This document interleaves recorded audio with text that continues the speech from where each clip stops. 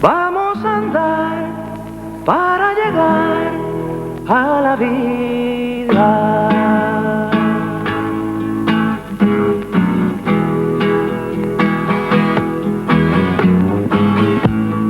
Vamos a andar en verso y vida tinto para llegar levantando el recinto.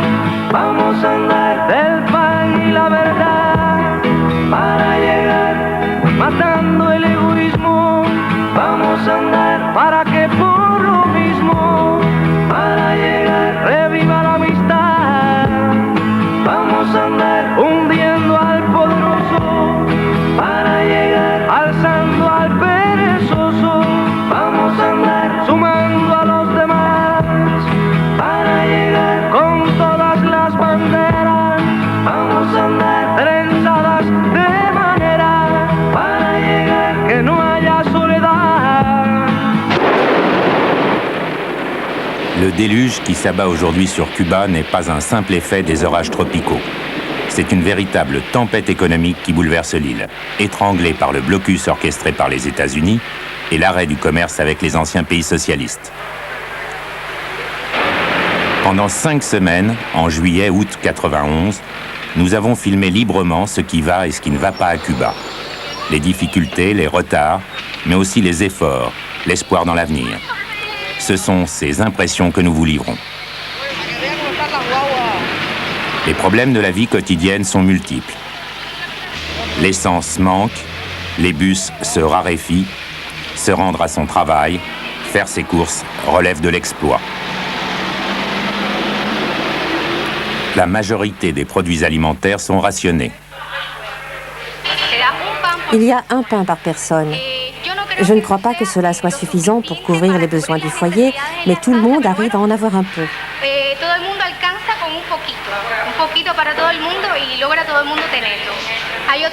D'autres produits sont vendus librement. Alors les gens, comment vous dire, s'énervent un peu pour les obtenir, car il n'y en a pas pour tout le monde. Et tout le monde veut en avoir chez soi. Par exemple, les pâtisseries. Je crois que ce qui est fondamental pour en finir avec la crise actuelle à Cuba, c'est de résoudre le problème de l'alimentation.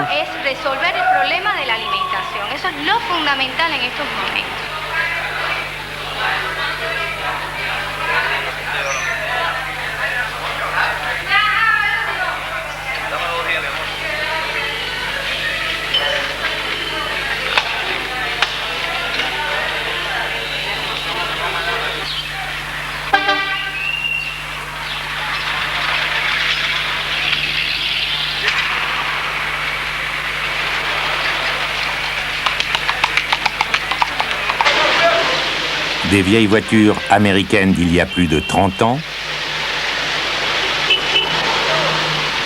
des véhicules soviétiques sans pièces détachées passent le plus clair de leur temps entre le dépannage et les queues pour l'essence. Ingéniosité, patience et savoir-faire maintiennent en état de marche de véritables pièces de musée. Les autobus importés jadis de Hongrie n'ont plus depuis longtemps de pièces de rechange. Il faut réparer au plus vite ce qui peut l'être encore.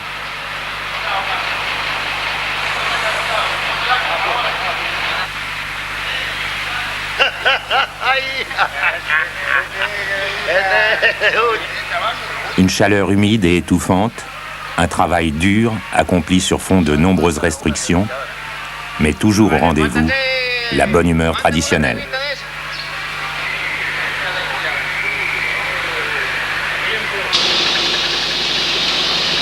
La majorité du parc industriel est affectée par la crise. Les rendements sont médiocres, les pannes de machines fréquentes.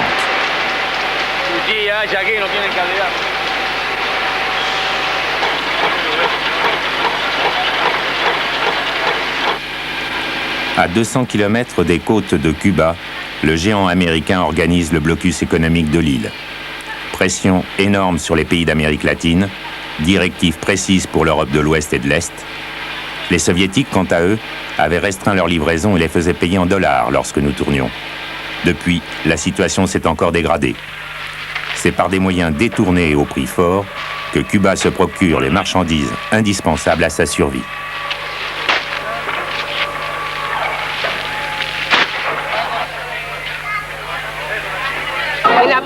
Peut-être qu'ailleurs en Amérique latine, il n'y a pas de queue. Mais les gens ne peuvent rien acheter, car l'État ne leur garantit pas la possibilité de nourrir leurs enfants. Nous n'avons peut-être pas de produits de luxe, mais nous avons l'essentiel pour vivre dans la dignité, l'honneur et la liberté. Nous ne voulons pas que le monde ait une mauvaise opinion de notre peuple, car ce peuple qui fait la queue est capable de prendre un fusil pour défendre la révolution. Ce peuple crie « la patrie ou la mort », monte la garde dans les comités, protège les acquis de la révolution, c'est-à-dire 32 ans de succès. Nous ne sommes pas disposés à laisser les impérialistes, qui en ce moment se sont renforcés et se croient les maîtres tout-puissants du monde, penser qu'ils peuvent vaincre cette petite île de 1000 km de long parce que le peuple y fait la queue et a des difficultés. Non, la patrie ou la mort, nous défendons la révolution. Vive fidèles, patrie ou mort, nous vaincrons. La jeunesse est nombreuse. Nous défendons notre révolution, car notre révolution est gigantesque. Cuba n'était que vice et corruption. Autrefois, parler de Cuba était une honte dans le monde entier. Ce n'était que vice, jeu et prostitution. Aujourd'hui, nous avons un pays plein d'honneur, de moralité. Nous pouvons aller partout tête haute. Dans le passé, nous ne pouvions que l'abaisser.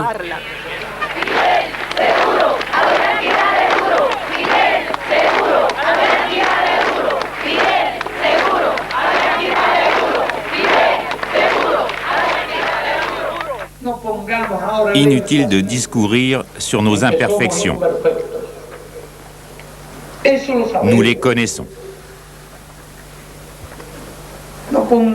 Inutile de mettre l'accent sur nos nombreuses déficiences. Nous les connaissons. Et nous ne les oublions pas.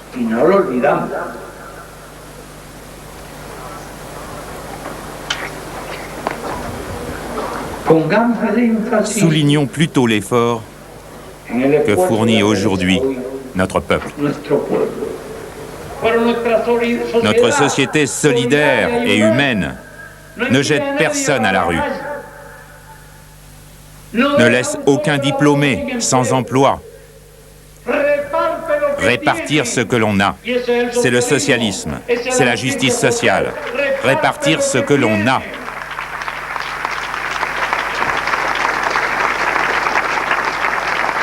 Si l'on a beaucoup, on peut répartir beaucoup. Si on a peu, on ne peut que répartir peu, mais on partage ce que l'on a. Au chapitre des réussites, les programmes sociaux, exceptionnels dans un pays pauvre.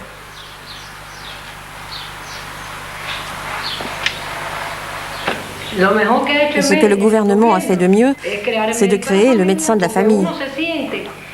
On sent qu'on fait partie de la même famille. On lui confie des choses qu'on ne dirait pas dans une polyclinique. La doctoresse, l'infirmière aussi font partie de ma famille.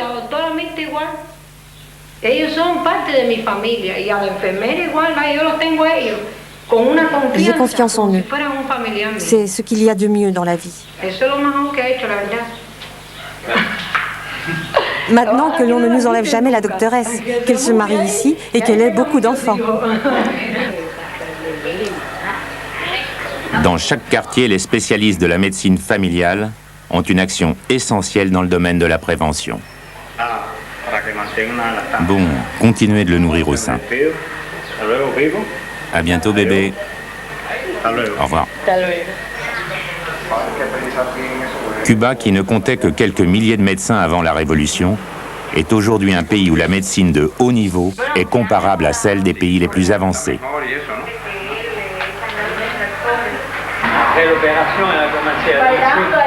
Notre pays, les gouvernements, pensent que les premières choses à Cuba, c'est la santé des enfants. Et nous n'avons pas l'occasion d'avoir une grande voiture, une grande maison, mais tout l'argent de notre pays est pour la santé des enfants. Et dans toute la maison, tous les enfants ont eu l'éducation l'éducation, le sport, la santé, l'alimentation, bien... La santé publique, c'est aussi un vaste programme d'hygiène de vie pour les jeunes et les moins jeunes.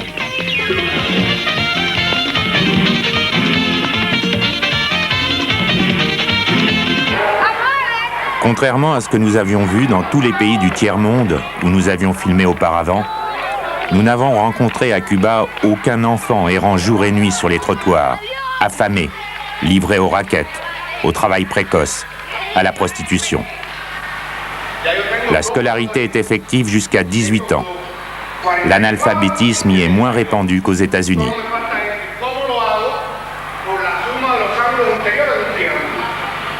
Sin embargo, ahora me dan un interior y me están dando el otro, queda claro. Priorité est donnée pour que l'enfance soit studieuse, certes, mais aussi heureuse.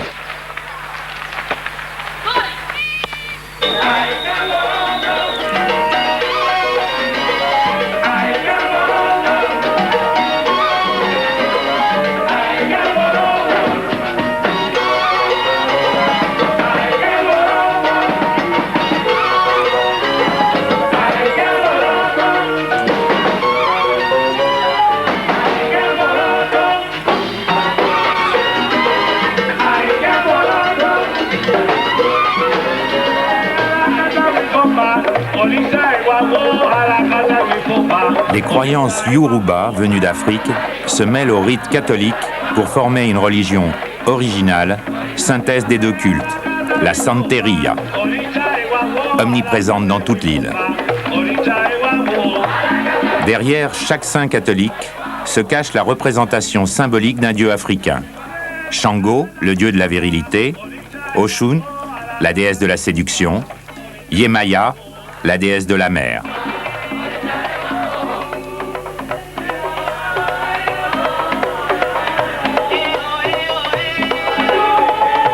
Cette religion où la sensualité et l'amour physique jouent un grand rôle est célébrée à l'intérieur des églises, mais aussi dans les maisons et dans la rue.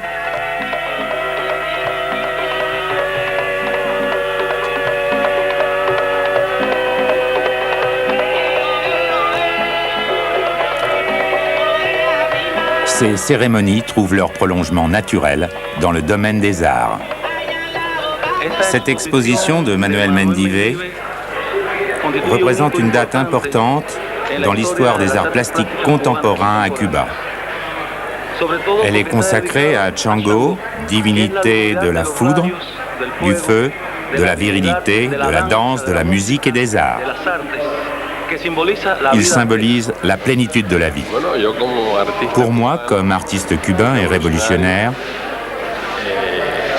je suis un tout. Je suis racine de palmier et de fromager. Je suis un peu de terre de mon île. Je suis l'eau bleue ou l'eau verte des fleuves. En tant qu'artiste, je peins pour tout le monde. Mon art s'adresse à tous les hommes. Et bien que nous soyons pauvres, nous sommes riches en bonté et en idées justes. Le blocus est dur, mais nous résistons. Et l'art sera toujours éternel. Oscar Carballo, président de l'Union des peintres cubains. En dépit du manque de matériel qui rendait difficile la réalisation de projets, l'artiste cubain n'a jamais manqué de créativité, de talent et du désir profond de réaliser des choses. L'artiste cubain a toujours eu cela et a pu ainsi défendre la culture cubaine.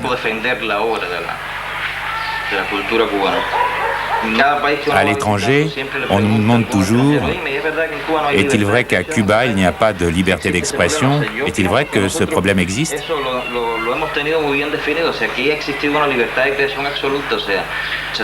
Ici, les choses sont claires, absolument.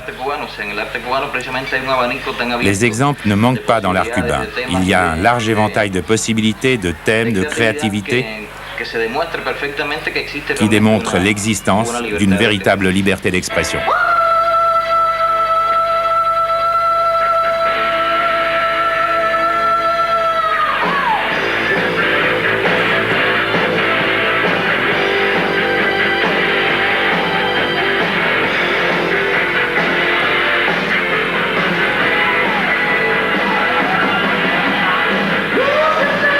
Le hard rock et le rap à la cubaine connaissent un grand succès.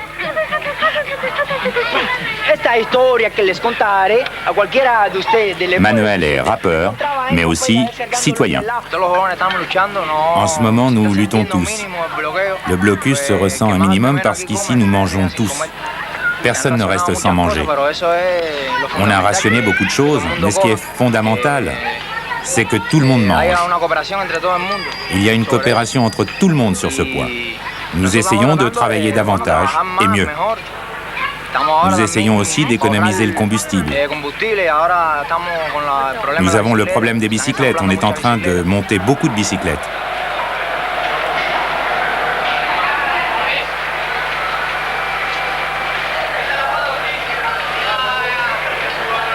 En effet, des centaines de milliers de bicyclettes ont été importées de Chine et sont assemblées par la population.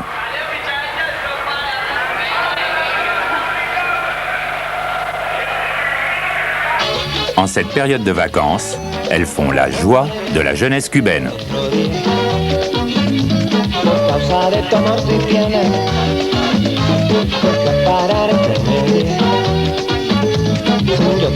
Seguro en cama y me inyectaron suero de colores y me sacaron la radiografía y me diagnosticaron mal de amores al ver mi corazón como la mía me saquearon la tela con rayo X cirugía y es que la ciencia no funciona. Solo tu beso, vida mía.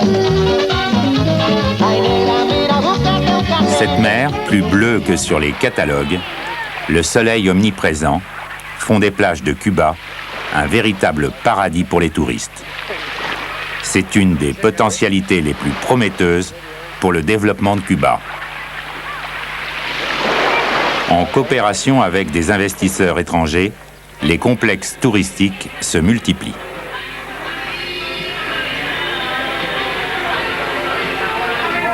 L'injection massive de dollars, le luxe et les services offerts aux touristes posent des problèmes nouveaux. Le marché noir, le trafic de devises, la prostitution. Les autorités qui combattent vigoureusement la renaissance d'une pègre cubaine ne semblent pas faire subir les foudres de la loi aux jeunes filles en mal de rencontre. C'est l'existence du marché noir qui suscite les réactions les plus négatives de la population. Je voudrais que ma fille, maintenant qu'elle est plus grande, soit bien habillée.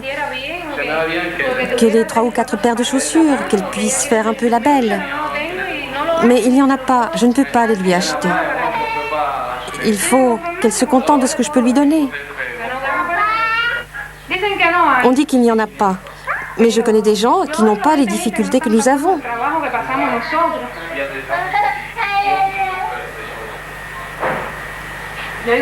Certains ont des produits, mais s'il n'y en a pas, d'où les sortent-ils?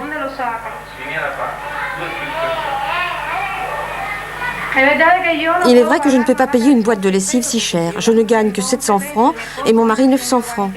Avec tout ce que nous avons à payer, je ne peux pas en acheter. Mais en ce moment, même une petite boîte, je la paierai, car je n'en ai pas du tout. Cette réalité renforce la nécessité de développer et de diversifier les exportations. Pour les produits rares comme la langouste, les rentrées de devises sont importantes et régulières.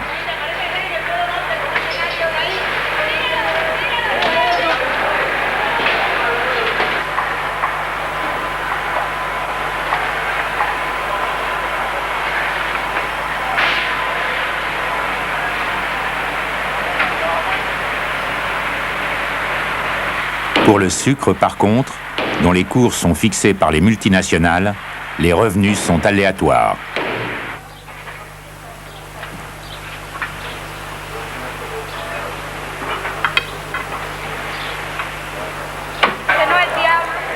Fort heureusement, malgré les états d'âme de certains marchands, les cigares cubains restent sans égal sur la planète.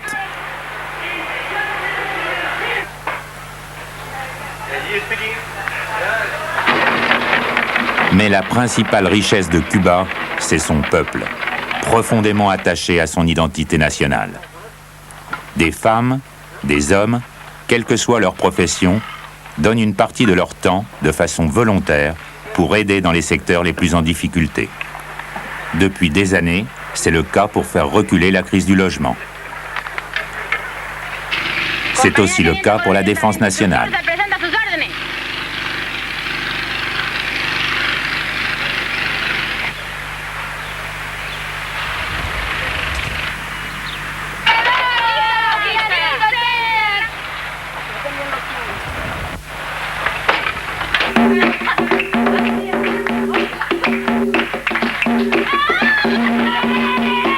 Médecins, scientifiques, artistes et intellectuels se mobilisent pour aider leur économie nationale.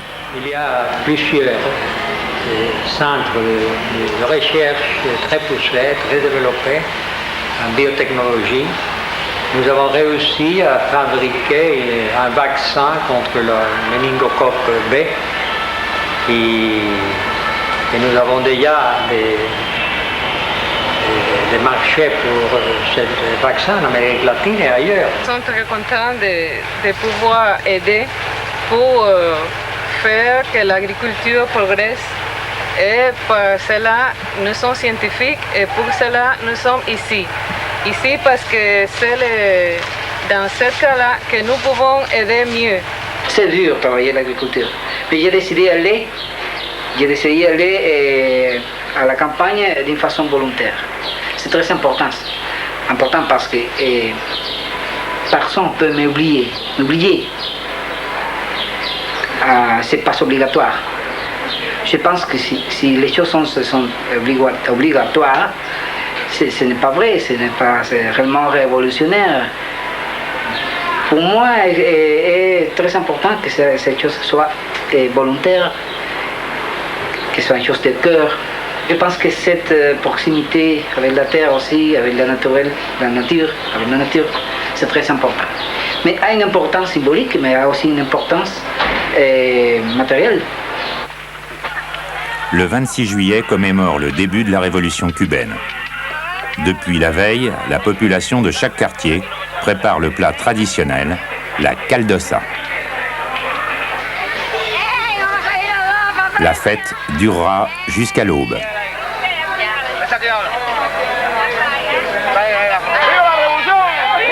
Elle sera suivie d'une grande manifestation.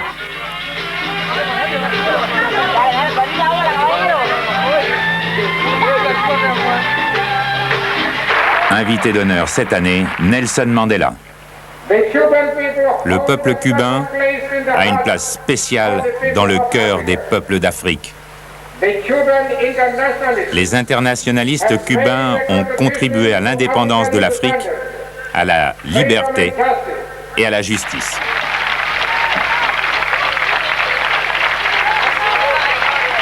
Cuba, qué linda es Cuba, quien la defiende la quiere más, qué linda es Cuba, Cuba, qué linda es Cuba, quien la defiende la quiere más, qué linda es Cuba. Le peuple cubain n'a pas choisi une voie facile, ni exempte de défauts.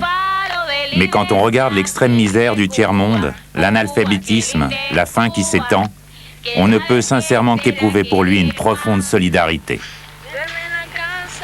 En ce début août, la jeunesse a repris volontairement la route des champs. Cette jeunesse, l'avenir de Cuba, c'est à elle que nous laissons le mot de la fin. Il y a le problème de la nourriture. Nous allons travailler à la campagne. Il faut beaucoup d'innovation. Nous essayons d'inventer pour progresser. Nous ne pouvons pas attendre que les choses nous viennent de l'extérieur. Nous devons résoudre les problèmes ici. En ce moment, c'est la crise dans le camp socialiste. Nous devons résoudre tout nous-mêmes, nous consolider seuls, aller de l'avant en économie. Nous cherchons toujours une solution, nous cherchons et nous cherchons. Nous sommes tous cubains, tous pareils. Et à l'heure d'affronter les difficultés, nous les affrontons tous également. Nous sommes heureux ici, comme il est normal qu'on soit. C'est la réponse à toutes les questions. Cette terre, nous la défendrons. On ne nous la prendra pas. Vamos a andar para llegar a la vida.